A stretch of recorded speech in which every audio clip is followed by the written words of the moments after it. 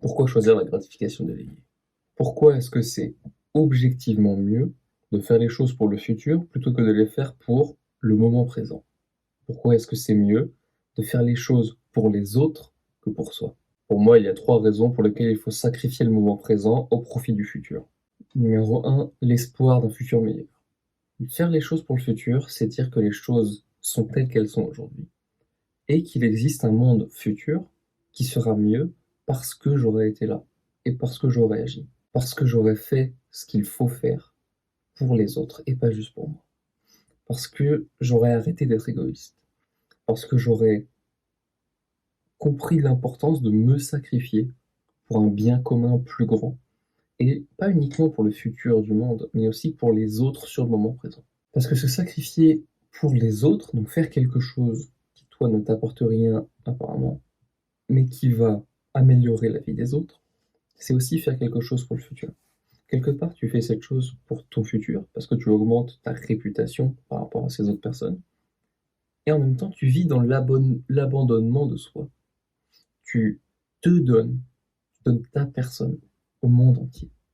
Et ça fait que, au lieu de vivre en prenant le monde, tu vis à travers le monde. Tu vis en donnant de ta personne comme si tu allais rentrer dans le monde. Tu vois ce que je veux dire? C'est assez spirituel, c'est très technique et je pourrais te l'expliquer d'une manière beaucoup plus simple. Regarde. Si aujourd'hui tu n'as pas cette idée de faire les choses pour ton futur, ta motivation principale pour faire certaines choses, c'est le plaisir. Si tu vas regarder du porno, c'est pour prendre du plaisir. Si tu vas chercher un KFC, c'est pour prendre du plaisir. Si tu vas jouer à un jeu vidéo, c'est pour prendre du plaisir. Les motivations envers ces actions qui n'amènent rien pour le futur ne sont pas nobles. C'est la paresse, c'est l'envie, c'est la jalousie, l'ennui et c'est le plaisir. Parce que si tu veux, les 4 que je viens de citer ont comme point commun que pour en sortir, on va prendre du plaisir. Et donc en faisant ces choses pour prendre du plaisir, pour s'enfuir du moment où on a ces mauvaises sensations, on va gâcher le moment futur. Donc faire des choses pour le futur, c'est dire ok, si je fais quelque chose qui ne m'amène pas autant de plaisir, voire même qui ne m'en amène pas du tout. Par exemple, moi quand je fais ces vidéos, je n'ai pas le plaisir, je ne suis pas en train de jouir comme quand je suis en train de regarder du porno ou comme quand je joue à des jeux vidéo. Mais j'ai de la satisfaction, j'ai de la joie, j'ai un sentiment d'accomplissement, mais je n'ai pas de plaisir en particulier. Et rechercher le plaisir, ça va te faire enlever de cette mission de accomplir quelque chose pour les autres et pour le futur. À chaque fois que tu fais quelque chose qui est l'inverse de de ces premières activités, donc porno, jeux vidéo, malbouffe, etc., tout ce qui va ensemble. Donc l'inverse, par exemple, de la malbouffe, c'est aller à la salle de sport ou faire n'importe quel sport. Quand tu fais du sport, ton corps et la nature, tout ce qui entoure cette activité te le rendra bien plus que ce que tu aurais gâché si tu avais été chez McDo. Mais il faut le faire plein de fois. Il faut continuer pour que les impacts se voient. C'est pas juste, ah, si un jour je vais chez McDo et un jour je vais faire du sport, ah bah c'est bon, du coup ça s'équilibre. Non. C'est à force de remplacer la motivation du moment présent, du plaisir, par une motivation du futur, parce qu'il y a un but derrière, que les résultats arriveront. Tu vois, aujourd'hui, je suis en train d'apprendre énormément sur le bonheur. J'achète des livres, je lis des podcasts, des conférences, des cours en ligne, etc. C'est mon travail aujourd'hui d'apprendre le bonheur. Et une des premières choses que j'ai appris, c'est si on devait résumer le bonheur en un seul principe, c'est sacrifier le moment présent pour ton toi du futur. Et ton toi du futur, il serait beaucoup plus satisfait, beaucoup plus heureux, et il prendrait beaucoup plus de plaisir au final que ce que toi tu prends maintenant, quand il te voit sacrifier le moment pour lui.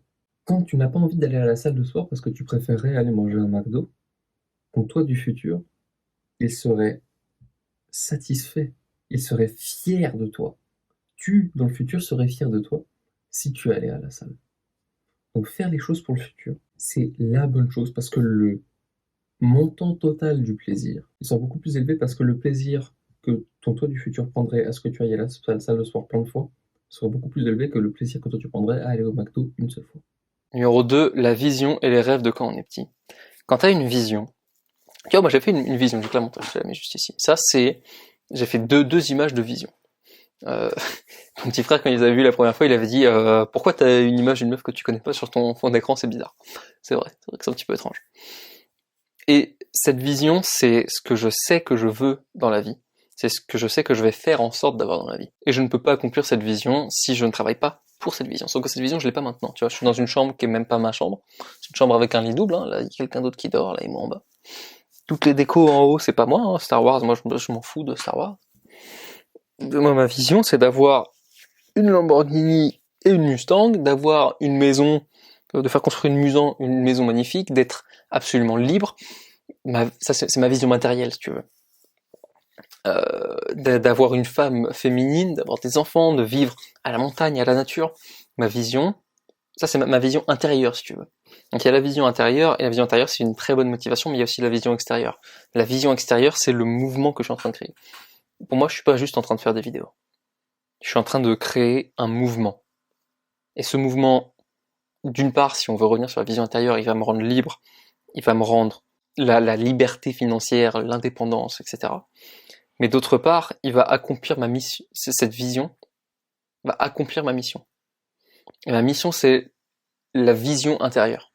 Donc il y a la vision extérieure et la vision intérieure. Ma vision intérieure, c'est ma mission, c'est ce qui me pousse à faire tout ça. Ça, si tu veux, ce sera les bénéfices. Donc la gratification délayée, ça me donnera ces bénéfices, et je continue de les faire parce que le grand thème, c'est ma mission. Ma mission, c'est ma vision intérieure, et c'est, pour moi, c'est passer de paresseux à héros en devenant l'aventurier pour montrer le chemin à mon plus jeune moi, comment lui aussi il peut le faire pour qu'il puisse sortir de la dépression et d'un état suicidaire. J'ai dit que c'était aussi les rêves de quand j'étais petit parce que j'ai toujours kiffé les voitures de sport. Il y avait des Hot Wheels à la maison. Je me souviens, quand j'allais chez mes grands-parents, mon grand-père avait un PC, et quand j'avais genre 6-7 ans, on regardait des photos de voitures de course sur son PC. C'était trop mignon, tu vois. Et donc j'ai toujours kiffé les voitures. J'ai fait un short pour dire que Porsche était surcoté. Je trouve que Porsche est un peu surcoté, les gars, je suis désolé. Mais Lamborghini, tu vois, Lamborghini dans mon cœur. Même si Lamborghini, c'est vrai que c'est associé avec le côté criard, hein, le côté ouais, regardez-moi, j'ai de la thune. Alors qu'il y a un côté très sobre et très professionnel chez Lamborghini. Voilà, Lamborghini. Donc j'aurais une Lambo. J'ai ma vision intérieure, j'ai toute cette spiritualité, je parle souvent de spiritualité. Et j'ai aussi souvent parlé de Lamborghini, parce que j'adore ces voitures. Je sais pas si ce sera une Kunta LPI comme j'ai sur mon fond d'écran, ou si ce sera une Sian, ou si ce sera une Murcielago ou quoi, tu vois. Mais il y en aura une. Et la troisième raison pour laquelle choisir la gratification délayée au-delà de la gratification instantanée, si tu es un homme avec ce même rêve comme moi d'avoir une femme et des enfants, et de lui offrir d'offrir à ta femme la vie de femme au foyer, car c'est ce qu'elle veut, c'est ton devoir pour ta future famille de faire cette chose qui leur donnera la possibilité d'avoir la meilleure vie. Parce que tu donnes pas juste ta meilleure vie pour toi. Ça me permettra pas d'avoir juste la meilleure vie pour moi. Le manoir, je serai pas tout seul dedans. De vivre tout seul dans une maison de 400 mètres carrés, on s'ennuie vite, si tu veux. Non, je veux une femme et plein d'enfants.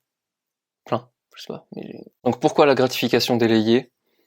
Pour la raison que c'est bien de faire le bien, simplement pour le futur. Pour la raison que c'est bien de faire le bien pour le futur.